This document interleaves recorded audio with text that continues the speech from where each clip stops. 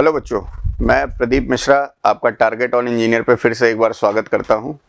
यहाँ पे हम लोग इकट्ठा हुए हैं प्रोडक्शन टेक्नोलॉजी की जो सीरीज चल रही है उसको आगे बढ़ाने के लिए।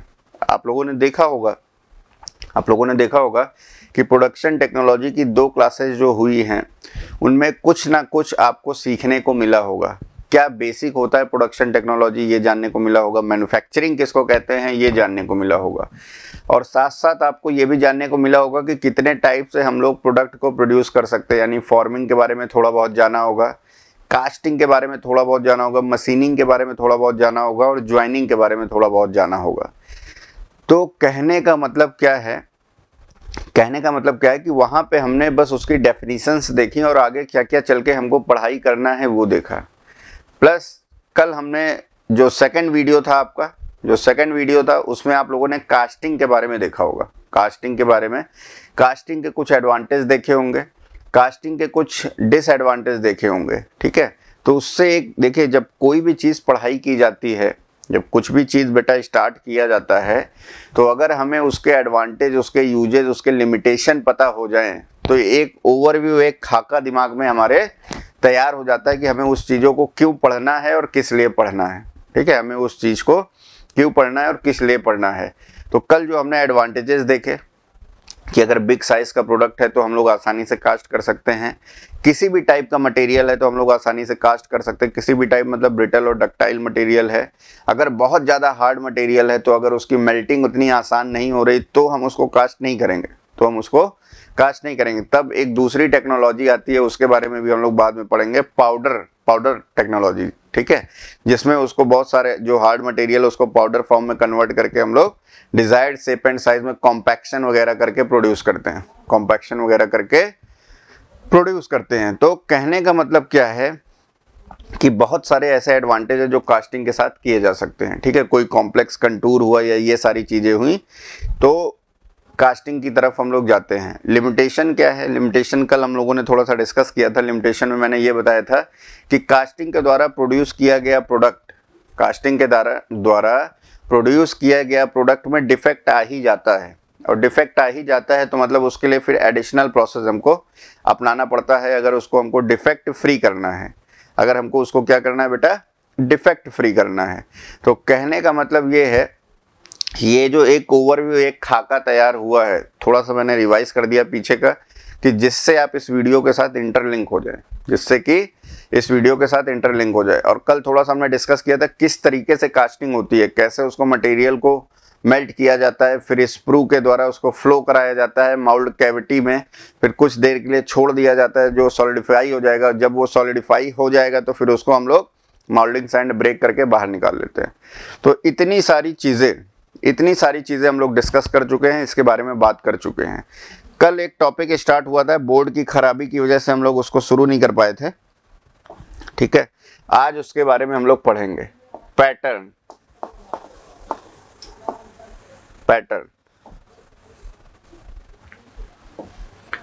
क्या है बेटा? कल बात हो रही थी पैटर्न की। तो पैटर्न क्या है? It is a replica of an object with some modification. ठीक है, मॉडिफिकेशन किस फॉर्म में रहेगा? In form of allowances. Modification किस फॉर्म में रहेगा? In form of allowances. तो पैटर्न है क्या बेटा? पैटर्न है क्या कि it is a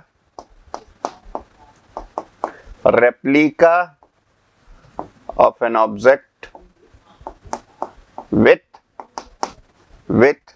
some modification. अभी बस केवल समझने का प्रयास करिए, विथ सम मॉडिफिकेशन। और मॉडिफिकेशन किस फॉर्म में दिया जाएगा? Modification given in form of allowances.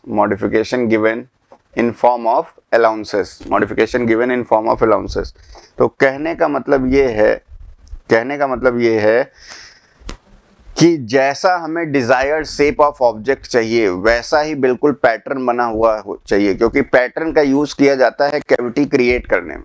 Pattern का यूज किस लिए किया जाता है बेटा? कैविटी क्रिएट करने में। तो अगर वैसा पैटर्न नहीं होगा तो क्या डिजायर्ड शेप की कैविटी क्रिएट होगी? और अगर डिजायर्ड शेप की कैविटी क्रिएट नहीं होगी तो जैसा हमें ऑब्जेक्ट चाहिए वो मिलेगा? नहीं मिलेगा। एक चीज यहाँ पे लिखा हुआ है कि पैटर्न का जो डायमेंशन होगा वो विथ सम मॉडिफिकेशन दिया जाता है, उसी मॉडिफिकेशन को अलाउंसेस कहते हैं। अलाउंसेस जैसे आप लोगों ने देखा होगा कि गवर्नमेंट जॉब जब आपकी लग जाएगी या आपके घर में या आसपास परिवार में किसी की अगर गवर्नमेंट जॉब होगी तो आपने देखा होगा कि सैलरी के अलावा बहुत कुछ उनको अलाउंस के फॉर्म में मिलता है, जैसे ट्रैवलिंग अलाउंस मतलब आने जाने का खर्चा मिलता है। न्यूज़पेपर अलाउंस बहुत जगह दिया जाता है, ठीक है, मतलब न्यूज़पेपर पढ़ने के लिए अलग से पैसा दिया जाता है। क्लोथ अलाउंस मिलता है, प्लस उसके बाद बच्चों की स्टडी का अलाउंस मिलता है, होम अलाउंस मिलता है। तो अलाउंसेस मतलब क्या है कि सैलरी के अलावा कुछ मॉडिफाई होके एक कैलकुलेटिव फॉर्म में आपको दिया जाता है, ठीक है। वो आपका फाइनल जो सैलरी बन के आएगी वो आपका फाइनल प्रोडक्ट होगी। सेम यहाँ भी है। क्या मतलब कि जो पैटर्न की जो डायमेंशन होगी उसमें कुछ ना कुछ मॉडिफिकेशन जो कि रिक्वायरमेंट है, जो जरूरी है करना, उसके साथ हम लोग पैटर्न की डायमेंशन को देंगे ताकि उस फॉर्म में कैविटी क्रिएट हो जाए और हमारा डिजायर्ड डायमेंशन मिल जाए। जितनी भी चीज़ें की दिक्कत हो सकती हैं, जितनी भी चीज़ों की दिक्कत हो सकती हैं कास्टिंग के दौरान, जितनी भी चीज़ों की दिक्कत हो सकती है बेटा कास्टिंग के दौरान, सब कुछ हम लोग उसमें कंसीडर करते हैं। अलाउंसेस देने का मतलब क्या है कि सब कुछ उसमें हम लोग कंसीडर करते हैं, सब चीज़ कंसीडर करेंगे तभी तो जो हमारा ऑब्जेक्ट बन के आएगा वो एक गुड क्वालिटी का प्रोडक्ट बन के आएगा और जो हमारी रिक्वायरमेंट है उसको फुलफिल करेगा, जो हमारी रिक्वायरमेंट है उसको फुलफिल करेगा। तो ये जो आज हम लोग पढ़ेंगे अलाउंसेस, ठीक है, कि टाइप ऑफ अलाउंसेस, पैटर्न में कितने टाइप के अलाउंसेस दिए जाते हैं, कितने टाइप के अलाउंसेस दिए जाते हैं, क्योंकि क्वेश्चंस यहाँ से बहुत आते हैं। मैंने कल क्या बताया था कि कल का लेक्चर बहुत इंपॉर्टेंट होने वाला है। कल का लेक्चर इसलिए इंपॉर्टेंट होने वाला है क्योंकि क्वेश्चंस बहुत ज़्यादा उठते हैं यहाँ से, और क्वेश्चंस बहुत ज़्यादा उठते हैं तो मतलब पढ़ना जरूरी है, मतलब पढ़ना जरूरी है। तो पैटर्न में जितने भी टाइप के अलाउंसेस दिए जाते हैं बेटा, टाइप ऑफ अलाउंसेस, कितने टाइप के अलाउंसेस होते हैं, कितने टाइप के अलाउंसेस होते हैं बेटा। पहला है श्रिंकेज अलाउंस, श्रिंकेज अलाउंस। दूसरा है draft allowance. One by one हम लोग जानेंगे। सीधे क्वेश्चन पूछ लेता है कि पहले तो इसमें से छाटिए कौन कौन से अलाउंस दिए जाते हैं। दूसरा क्वेश्चन पूछेगा कि ड्राफ्ट अलाउंस मतलब क्या होता है, तो डेफिनेशन के फॉर्म में लिखा रहेगा ड्राफ्ट अलाउंस। तीसरा है मशीनिंग अलाउंस।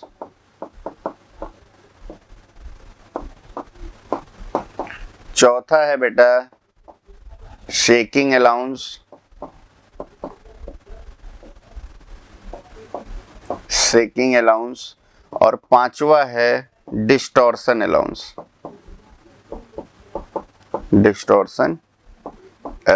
Distortion allowance. कहने का मतलब ये है कि हमारे ये जेईई के सिलेबस में ये 5 टाइप के अलाउंसेस है जिसके बारे में हमको पढ़ना है और जिसके बारे में हमको डिटेल में पढ़ना है कि ये अलाउंसेस मतलब होता क्या है और इन अलाउंसेस का कहाँ पे यूज होता है, इन अलाउंसेस का कहाँ पे यूज होता है। तो ये नाम लिखे हुए हैं shrinkage allowance, draft allowance, machining allowance, shaking allowance और डिस्टॉर्शन अलाउंस। तो ये जो अलाउंसेस हैं इनके बारे में वन बाय वन हम लोग डिस्कस करेंगे कि ये होते क्या है, कैसे इनका उपयोग किया जाता है। ठीक है, एग्जाम में क्वेश्चन किसी भी फॉर्म में आ सकता है, एग्जाम में क्वेश्चन किसी भी फॉर्म में आ सकता है। देखो पढ़ना तो जरूरी है ही है, सबसे ज़्यादा जरूरी है ही है। पढ़ाई से ज़्यादा जरूरी क्या है बेटा कि एग्ज़ाम क्रैक हो जाए। जिस चीज़ की आप तैयारी कर रहे हो उसमें आप सफल हो जाओ। तो उसमें अगर आप सफल हो जाओगे तो कैसे सफल होगे, स्ट्रेटजी के तहत आपको पढ़ाई करनी है। हमें किसी भी चीज़ में बेटा पीएचडी नहीं करना है या हमें किसी भी चीज़ का ज्ञाता नहीं बनना है। मैं कई बार बता चुका हूँ, अगर आपको एग्ज़ाम क्रैक करना है तो आपको एक स्ट्रेटजी को फॉलो करना पड़ेगा। अपने आप को एक लिमिट लगानी पड़ेगी कि हाँ इतना चीज़ हमें पढ़ के जाना है जिससे हमारा सिलेक्शन हो जाएगा। एक बार आप सेलेक्ट हो जाइए, एक बार आप सेलेक्ट हो जाइए, उसके बाद पीएचडी करते रहिए, कोई नहीं रोकेगा। लेकिन हाँ शुरुआत में ही जो बच्चे पीएचडी करने लग जाते हैं, ठीक है, देखा है मैंने उनको कि 4-4, 5-5 साल, 8-8 साल, 10-10 साल लगे हुए हैं। यही नहीं, गवर्नमेंट एग्जाम मतलब टेक्निकल या नॉन टेक कुछ भी हो, कुछ लोग पहले दूसरे तीसरे अटेम्प्ट में निकाल के फुर्सत कर देते हो, कुछ लोग लगे पड़े हैं, कुछ लोग लगे पड़े हैं और नहीं हो रहा है। ठीक ठीक है। तो यानी कि वो उस पर रिसर्च कर रहे हैं, तो रिसर्च हमें नहीं करना है, किसी भी टॉपिक पे हमें रिसर्च नहीं करना है, हमें उस लिमिट तक पढ़ना है कि अगर क्वेश्चन आए तो हमसे हो जाए, अगर क्वेश्चन आए तो हमसे हो जाए, ठीक है। जो भी आईएएस के क्वेश्चन आए हुए हैं, इंजीनियरिंग सर्विसेज के जो गेट में क्वेश्चन आए हुए हैं, ठीक है, जो आज तक एई में क्वेश्चन पूछे गए हैं या इवन यूपीपीएससी मेंस वगैरह में जो मैकेनिकल इंजीनियरिंग के क्वेश्चंस आते हैं वो भी हम सॉल्व करेंगे, उससे ज़्यादा नहीं जाएंगे, उससे ज़्यादा नहीं जाएंगे, क्योंकि अगर उससे ज़्यादा जाएंगे तो फिर वैसा रिवीजन भी चाहिए और हो सकता है वो हमारे काम का ही ना हो, और वो अगर हमारे काम का नहीं है तो वैसी पढ़ाई से कोई मतलब नहीं है। तो अपने आप को एक जगह जाके लिमिट करना पड़ेगा, ठीक है। तो चलिए बात करते हैं हम लोग यहाँ पे पहले श्रिंकेज अलाउंस की, पहले हम लोग बात करते हैं बेटा श्रिंकेज अलाउंस।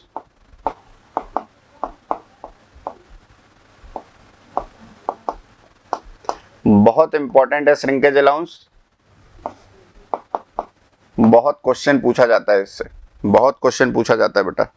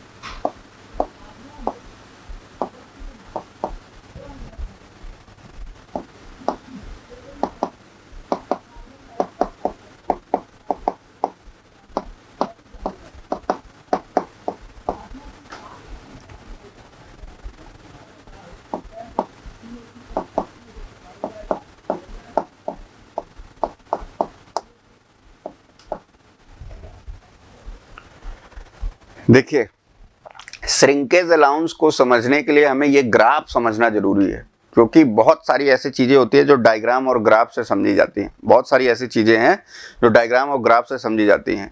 तो अगर डायग्राम और ग्राफ आपको समझ में आ गया तो चीजें समझ में आ जाती हैं, चीजें समझ में आ जाती हैं। होता क्या है देखो, यहाँ पे मैं पहले समझा देता हूँ कि ये ग्राफ किसके किसके बीच में बना हुआ है। तो ये टेम्परेचर और टाइम के बीच में बना हुआ है, टेम्परेचर और टाइम के बीच में बना हुआ है कि कैसे कैसे हमारा जो मोल्टेन लिक्विड है, ठीक है, जो मोल्टेन लिक्विड है, मोल्टेन मटेरियल है, लिक्विड मटेरियल, उसका कैसे टेम्परेचर टाइम के हिसाब से ड्रॉप होता है, टाइम के हिसाब से ड्रॉप होता है। तो यहाँ पे देखिए टीपी मतलब है पुअरिंग टेम्परेचर, टीपी मतलब होता है बेटा पुअरिंग टेम्परेचर, टीपी मतलब है पुअरिंग टेम्परेचर, पुअरिंग टेम्परेचर है। टीएफ क्या है, फ्रीजिंग टेम्परेचर, टीएफ क्या है, फ्रीजिंग टेम्परेचर,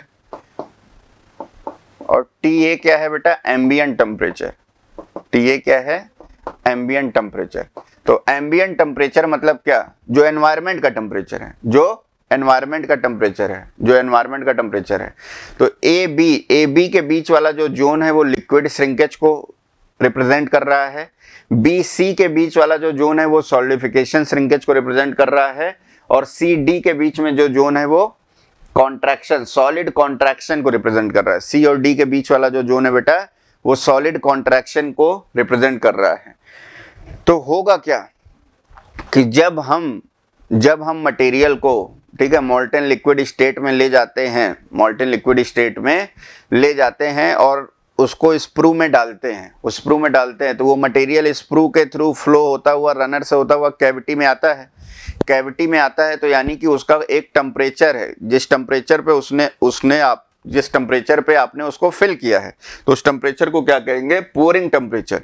तो पोरिंग टेम्परेचर के बाद होगा क्या कि जैसे जैसे उसका सॉलिडिफिकेशन स्टार्ट हो रहा होगा, मतलब लिक्विड स्टेट में ही अभी है, वो मॉल्टन लिक्विड स्टेट में ही है, जैसे जैसे उसका टेम्परेचर डाउन हो रहा होगा और वो फ्रीजिंग टेम्परेचर की तरफ आ रहा होगा, मान लो कि कोई चीज है जो 50 डिग्री सेल्सियस पे फ्रीज होती है और पोरिंग टेम्परेचर है उसका 100 डिग्री सेल्सियस पे आपने मॉल्टन मटेरियल को उसमें डाला, तो पहले वो 100 से 50 में आएगा ना, फिर 50 पे वो सॉलिडिफाई होना शुरू होगा, 50 डिग्री सेल्सियस पे वो सॉलिडिफाई होना शुरू होगा, मतलब उसका फेस चेंज स्टार्ट होगा 50 डिग्री सेल्सियस पे।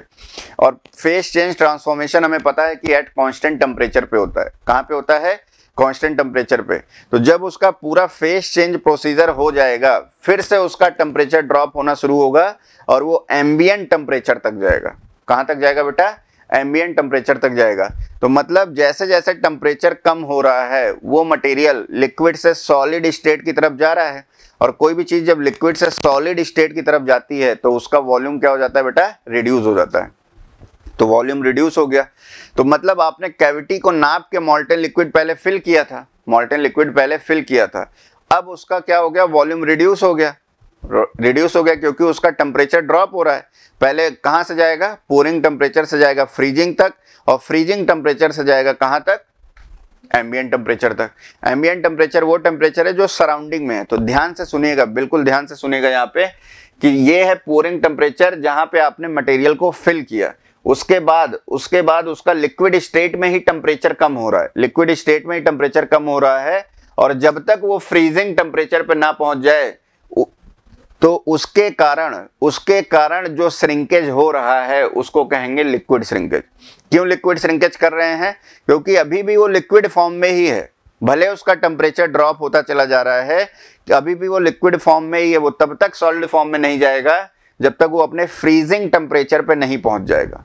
जब वो अपने फ्रीजिंग टेम्परेचर पे पहुंच जाता है तो उसका फेज ट्रांसफॉर्मेशन शुरू हो जाता है। तो बी और सी के बीच में देखिए बेटा, बी और सी के बीच में टेम्परेचर कांस्टेंट है। मतलब कि जो लिक्विड हमारा मॉल्टन मटेरियल है, हमारा लिक्विड स्टेट में, वो अब सॉलिड हो रहा है, उसका फेस चेंज हो रहा है। वो क्या हो रहा है? सॉलिड हो रहा है। ऊपर वाले में केवल लिक्विड स्टेट में टेम्परेचर ड्रॉप हो रहा था, इस वाले में फेस चेंज हो रहा है। तो मतलब कि सॉलिडिफिकेशन हो रहा है। क्या हो रहा है बेटा? सॉलिडिफिकेशन हो रहा है बी और सी के बीच में। मतलब लिक्विड से सॉलिड स्टेट में जा रहा है, मतलब उसका सॉलिडिफिकेशन हो रहा है। क्या हो रहा है? उसका सॉलिडिफिकेशन हो रहा है। और जब उसका सॉलिडिफिकेशन हो जाएगा पूरी तरीके से सी पॉइंट पे, इस पॉइंट पे जब पूरी तरीके से सॉलिडिफाई हो जाएगा, फिर से उसका टेम्परेचर ड्रॉप होना शुरू होगा, और तब तक वो हीट का फ्लो कराता रहेगा हमारा मटेरियल, जब तक वो सराउंडिंग के टेम्परेचर के बराबर ना पहुंच जाए, मतलब एम्बिएंट टेम्परेचर के बराबर ना पहुंच जाए। कहां तक ना पहुंच जाए? एम्बिएंट टेम्परेचर के बराबर ना पहुंच जाए। तो मतलब सी पे सॉलिड स्टेट में आ चुका है, यहां तक लिक्विड स्टेट में था, बी पॉइंट तक लिक्विड स्टेट में था। बी से सी के बीच में फेज ट्रांसफॉर्मेशन वाला जोन है, इसीलिए उसको बोला जाता है सॉलिडिफिकेशन हो रहा है। और सी में सॉलिडिफाई हो गया है वो, लेकिन तब भी टेम्परेचर ड्रॉप हो रहा है, तो फिर से उसका कॉन्ट्रैक्शन होगा। क्या होगा? कॉन्ट्रैक्शन होगा जब तक उसका टेम्परेचर ड्रॉप हो रहा है। तो इसीलिए उसको बोला जाता है सॉलिड कॉन्ट्रैक्शन। मतलब सॉलिड फेज में कन्वर्ट हो रहा है, उसके बाद भी उसका कॉन्ट्रैक्शन चल रहा है। किस लिए? क्योंकि टेम्परेचर ड्रॉप हो रहा है। क्योंकि टेम्परेचर ड्रॉप हो रहा है। तो श्रिंकेज मतलब ये देखा आपने कि 3 जगह पे श्रिंकेज हुआ। ए बी के बीच में भी श्रिंक हो रहा है, बी सी के बीच में भी श्रिंक हो रहा है, और सी डी के बीच में भी श्रिंक हो रहा है। तो इसमें पूछा जाने वाला सवाल क्या है? क्या ये पूछा जाता है कि लिक्विड श्रिंकेज क्या है, सॉलिडिफिकेशन श्रिंकेज क्या है, सॉलिड कॉन्ट्रैक्शन क्या है? नहीं, ये नहीं पूछा जाएगा। ये समझाने के लिए आपको ग्राफ बनाया गया है कि कितने फेज में हमारा श्रिंकेज हो रहा है, तो ये जो लिक्विड श्रिंकेज और सॉलिडिफिकेशन श्रिंकेज है, इनको कंपनसेट कौन करता है, ये पूछा जाता है। तो जो लिक्विड श्रिंकेज है प्लस सॉलिडिफिकेशन श्रिंकेज है, इनको कंपनसेट कौन करता है बेटा? राइजर। इनको कंपनसेट कौन करेगा? राइजर एक डिवाइस है, ठीक है, एक इक्विपमेंट यूज होता है कास्टिंग में, अभी उसका डायग्राम बना के दिखा दूंगा। कि जिसका काम क्या है कि जो मटेरियल, जो हमारा मॉल्टेन लिक्विड मटेरियल है जो यहां सिकुड़ रहा है ए बी और बी सी के बीच में, उसको फुलफिल कर देना, उसको क्या कर देना, फुलफिल कर देना। लेकिन जो सॉलिड कॉन्ट्रैक्शन है, जो सॉलिड कॉन्ट्रैक्शन है, सॉलिड कॉन्ट्रैक्शन है, उसको कौन फुलफिल करता है बेटा, पैटर्न। उसको कौन फुलफिल करता है, पैटर्न। मोस्ट इंपॉर्टेंट क्वेश्चन है ये, मोस्ट इंपॉर्टेंट क्वेश्चन। हम श्रिंकेज अलाउंस को ऊपर ऊपर पढ़ के निकल जाते हैं, श्रिंकेज अलाउंस को ऊपर ऊपर पढ़ के निकल जाते हैं, लेकिन जो क्वेश्चन पूछा जा रहा है वहां तक नहीं जा रहे हैं। जो क्वेश्चन पूछा जा रहा है हम वहां तक नहीं जा रहे हैं, तो हमको वहां तक जाना है, ठीक है, हमको वहां तक जाना है ताकि क्वेश्चन अगर आए तो हम कर लें। तो लिक्विड श्रिंकेज प्लस सॉलिडिफिकेशन, जो श्रिंकेज है उसको कंपनसेट करता है राइजर, और जो सॉलिड कॉन्ट्रैक्शन है उसको कंपनसेट करेगा पैटर्न। पैटर्न कैसे कंपनसेट करेगा, पैटर्न कैसे कंपनसेट करेगा, अगर कैविटी सिकुड़ जा रही है, आपने जो मॉल्टेन लिक्विड मटेरियल डाला वो ऑब्जेक्ट सॉलिडिफाई होने के बाद सिकुड़ गया, मतलब छोटा बन गया, तो आप क्या करोगे, पहले से ही कैविटी बड़ी कर दो, पहले से ही कैविटी क्या कर दोगे बेटा, बड़ी कर दोगे। और पहले से कैविटी कब बड़ी कर दोगे, पहले से कैविटी कब बड़ी कर दोगे, जब आप पैटर्न बड़ा बनाओगे, जब आप क्या बड़ा बना दोगे, पैटर्न बड़ा बना दोगे। तो जब आप पैटर्न, मतलब पैटर्न की जो ऑब्जेक्ट चाहिए आपको, जो ऑब्जेक्ट चाहिए आपको एक्चुअल, मान लीजिए ऑब्जेक्ट चाहिए आपको कुछ ऐसा,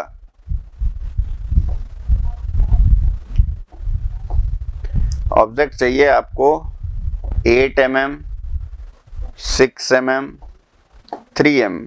तो अगर हम 8 mm, 6 mm, 3 mm का पैटर्न यूज करें और इसको यूज करके कैविटी क्रिएट कर देंगे, और फिर जब सॉलिडिफिकेशन श्रिंकेज होगा, ठीक है, ये जब ये सारे श्रिंकेज, सॉलिड कॉन्ट्रैक्शन वगैरह, जब सॉलिड कॉन्ट्रैक्शन होगा, तो यानी कि क्या ये हमारी एक्चुअल डायमेंशन का बनेगा, नहीं, हमारा ऑब्जेक्ट छोटा बन जाएगा, हमारा ऑब्जेक्ट छोटा बन जाएगा। तो हम क्या करेंगे, पैटर्न को ही ओवर साइज कर देते हैं, पैटर्न को ओवर साइज कर देते हैं। तो मतलब 8 mm में तो हो सकता है 9 mm का इसको बना दें, इसको 7 mm का बना दें, इसको 4 mm का बना दें। कितना अलाउंसेस देना है वो मटेरियल की प्रॉपर्टी पे डिपेंड करता है, ठीक है, वो मटेरियल की प्रॉपर्टी पे डिपेंड करता है। और कुछ मटेरियल ऐसे होते हैं जहां पे देना भी नहीं पड़ता, मतलब जीरो कॉन्ट्रैक्शन होता है, ठीक है, जीरो कॉन्ट्रैक्शन होता है वहां पे, अभी लिखाऊंगा उसके बारे में, सारी चीजें हम लोग जानेंगे। तो कहने का क्या मतलब हुआ कि हमको देखना है, तो यहाँ पे हमने देखा कि सॉलिड कॉन्ट्रैक्शन को ओवरकम करने के लिए, सॉलिड कॉन्ट्रैक्शन को ओवरकम करने के लिए पैटर्न का ओवर साइज होना जरूरी है, और पैटर्न को बड़ा बना रहे हैं, और कोई चीज मतलब पैटर्न में अब ऐड कर रहे हैं, उसकी डायमेंशन में ऐड कर रहे हैं। तो जब कोई भी चीज डायमेंशन में ऐड किया जाता है, कोई भी चीज डायमेंशन में ऐड किया जाता है बेटा, तो उसको पॉजिटिव अलाउंस बोलते हैं, पॉजिटिव अलाउंस। तो अभी कई टाइप के हम लोग अलाउंसेस पढ़ेंगे, जिसमें पॉजिटिव अलाउंस भी आएगा, निगेटिव अलाउंस भी आएगा। कुछ में पैटर्न को बड़ा बनाना पड़ेगा, कुछ में पैटर्न को छोटा बनाना पड़ेगा, कुछ में पैटर्न को बड़ा बनाना पड़ेगा और कुछ में पैटर्न को छोटा बनाना पड़ेगा। तो होगा क्या उससे, जिसमें पैटर्न को ओवर साइज बनाना पड़ेगा उसे पॉजिटिव अलाउंस कहेंगे, और जिस अलाउंसेस की वजह से पैटर्न को छोटा साइज का बनाना पड़ेगा उसे हम लोग निगेटिव अलाउंस कहेंगे। उसे क्या कहेंगे बेटा, निगेटिव अलाउंस कहेंगे। तो आशा करता हूं ये चीजें आपको समझ में आ गई होंगी। हाँ, राइजर आपको हो सकता है अभी थोड़ा सा तंग कर रहा हो, क्योंकि अभी राइजर के बारे में उतना हम लोग नहीं जानते हैं। राइजर है क्या, ये थोड़ा सा बेसिक जान जाते हैं, राइजर क्या है।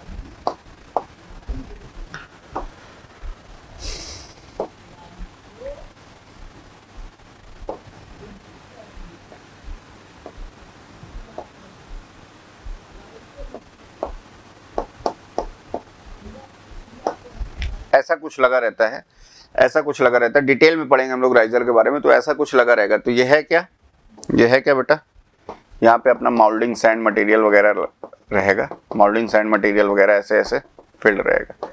तो ये क्या है, स्प्रू है, स्प्रू है। ये क्या है, रनर है। और भी चीज़ें होती हैं इसमें, स्किम बॉब, गेट और ये सारी चीज़ें, तो वो अभी हमारा जानना पर्पज़ नहीं है।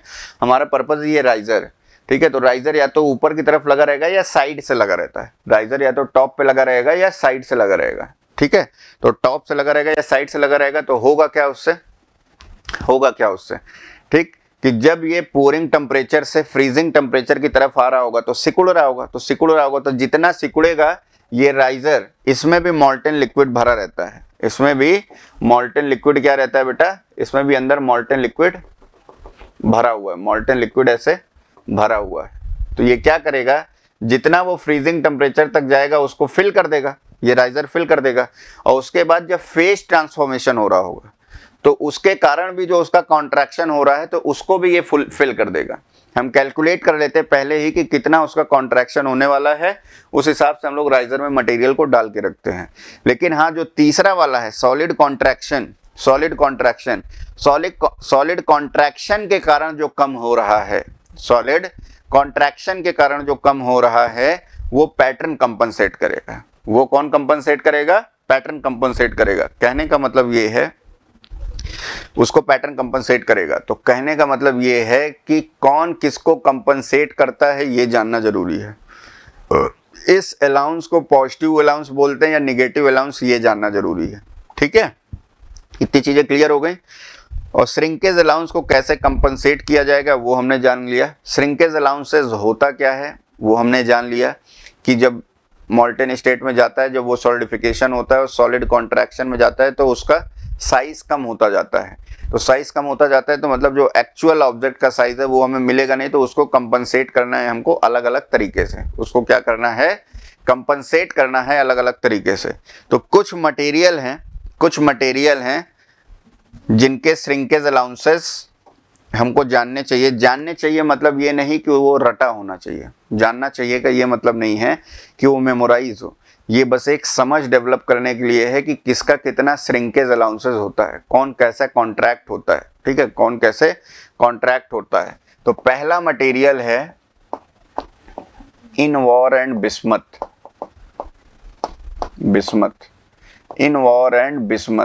जिसमें नो कॉन्ट्रैक्शन देखने को मिलता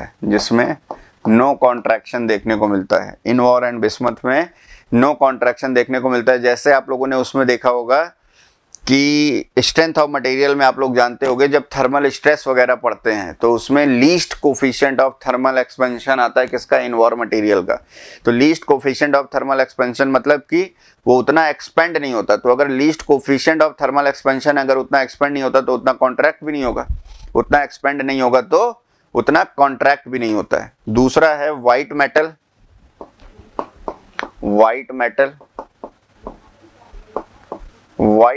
का होता है 5 mm पर मीटर।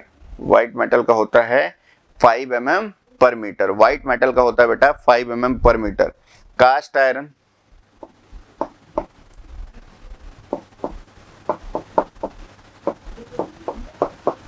10 mm पर मीटर। अभी बताऊंगा कास्ट आयरन में थोड़ा सा एक चीज है वो, उसके बारे में हम लोग डिस्कस करेंगे कास्ट आयरन के बारे में।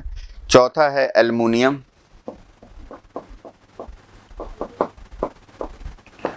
एल्युमिनियम का होता है बेटा 13 mm पर मीटर। पांचवा है कॉपर, जिसका है 16 mm पर मीटर। और छठा है स्टील का 20 mm पर मीटर। 20 mm पर मीटर। और सातवां है ब्रास, इसका है 24 mm पर मीटर। 24 mm पर मीटर। तो ये देखो बेटा, ये मेमोराइज नहीं करना है, ठीक है, ये आपको मेमोराइज नहीं करना है, बस दिमाग में रखना है कि इन मटेरियल के ऐसे होते हैं, ठीक है, इन मटेरियल के ऐसे होते हैं। तो कहने का मतलब क्या है कि अगर ये मटेरियल कभी आ जाए और आपको डायमेंशन वगैरह कैलकुलेट करने को आ जाए तो ये वैसे देगा, एग्जाम में देगा कि कास्ट आयरन इतने mm होता है, एल्युमिनियम इतने होता है, कॉपर इतना होता है, स्टील इतना होता है, ब्रास इतना होता है। क्योंकि कोई भी ये डायरेक्ट डेटा नहीं मेमोराइज कर सकता है। तो क्या मेमोराइज करना है, क्या मेमोराइज नहीं करना है, ये दिमाग में होना बहुत ज़रूरी है। क्या मेमोराइज करना है, क्या नहीं करना है, इसका दिमाग में होना बहुत ज़रूरी है, क्योंकि अगर ये दिमाग में नहीं होगा तो फिर चीज़ें खराब हो जाएंगी। दिमाग में अगर नहीं होगा तो चीज़ें खराब हो जाएंगी। ठीक है, पता चला जो आपको रटना है वो आप रट नहीं रहे हो, जो आपको मेमोराइज नहीं करना है वो आप रटे पड़े हो, तो वो एग्जाम में दे देगा। ठीक है, क्योंकि उसको भी पता है कि ये सारी चीज़ें हम लोग याद नहीं कर सकते हैं इस तरीके से। हाँ, कुछ के हैं किन्वार और बिस्मथ का नो कॉन्ट्रैक्शन, मतलब ये पता होना चाहिए कि इसमें नेग्लेक्सिबल कॉन्ट्रैक्शन होता है, मतलब नेग्लेक्सिबल कॉन्ट्रैक्शन, इसमें श्रिंकेज अलाउंसेस की जरूरत ही नहीं पड़ती।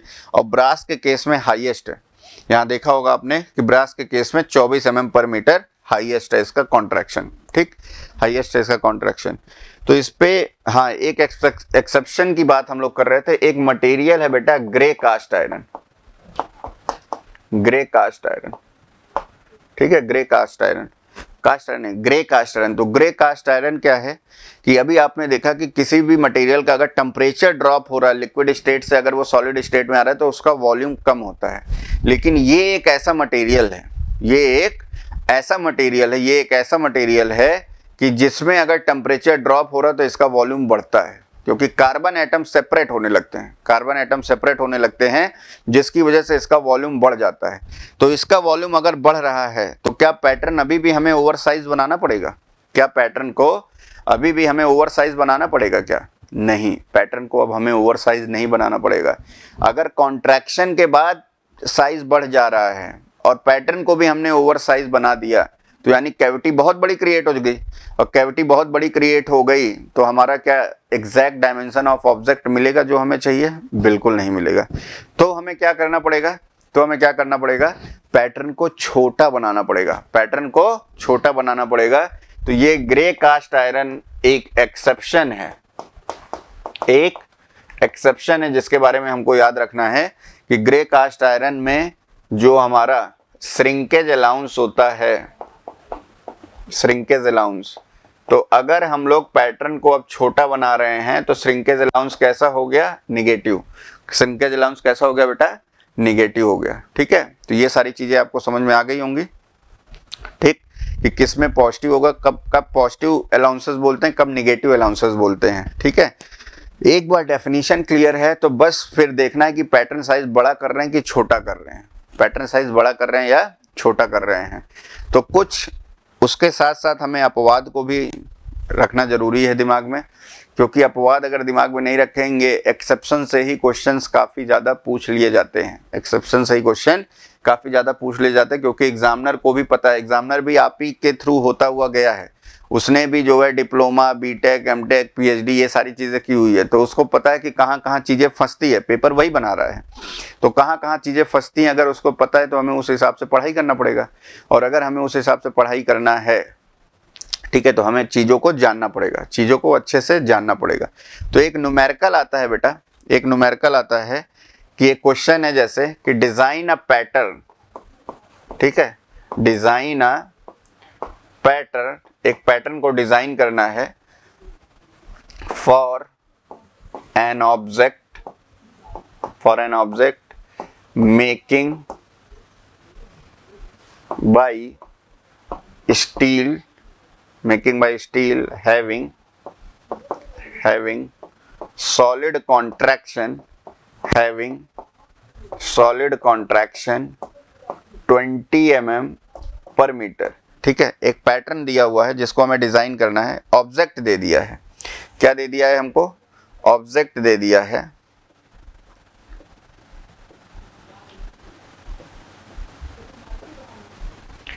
ये ऑब्जेक्ट ऐसा दिया हुआ है, ऑब्जेक्ट दिया हुआ है 100 mm, 150 और 80, 100, 150, 80 ऐसे दिया हुआ है, 100, 150, 80 दिया हुआ है। ठीक है,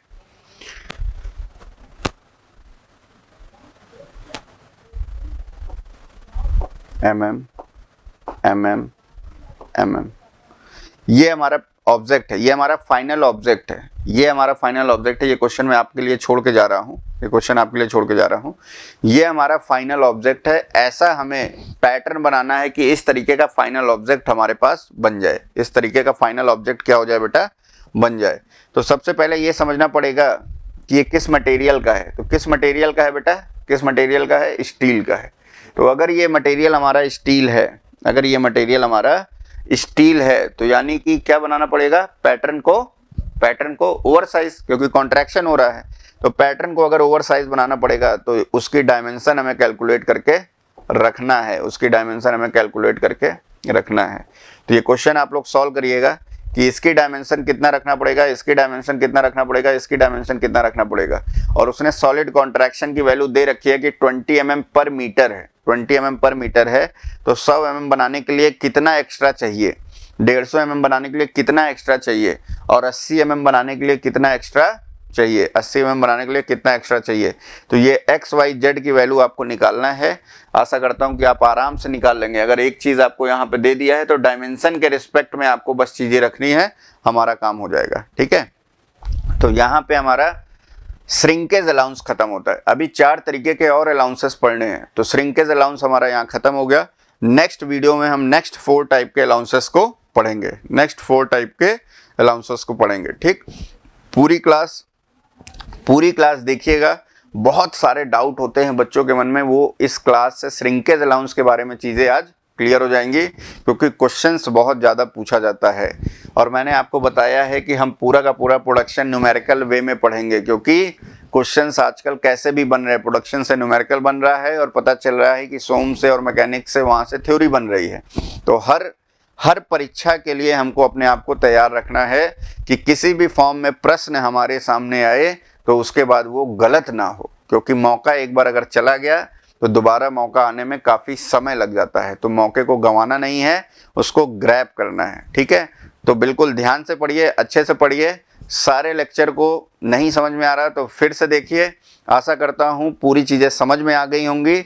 और जिनको भी नहीं समझ में आई वो कमेंट सेक्शन में जाके कुछ भी चीज़ अगर नहीं समझ में आए तो आप कमेंट कर सकते हैं। ठीक है, वो चीज़ हम लोग नेक्स्ट क्लास में आकर डिस्कस कर लेंगे। और किसी को भी हमारा जो पेड बैच स्टार्ट हो रहा है उसके बारे में अगर इन्फॉर्मेशन चाहिए तो नंबर आपको दिए गए हैं, हमारा टेलीग्राम ग्रुप है नीचे, उसमें आप ज्वाइन करके सारी इन्फॉर्मेशन ले सकते हैं, या किसी भी काउंसलर के नंबर पे कॉल करके सारी जानकारी ले सकते हैं। तो चलिए मिलते हैं हम लोग नेक्स्ट क्लास में। Okay, thank you.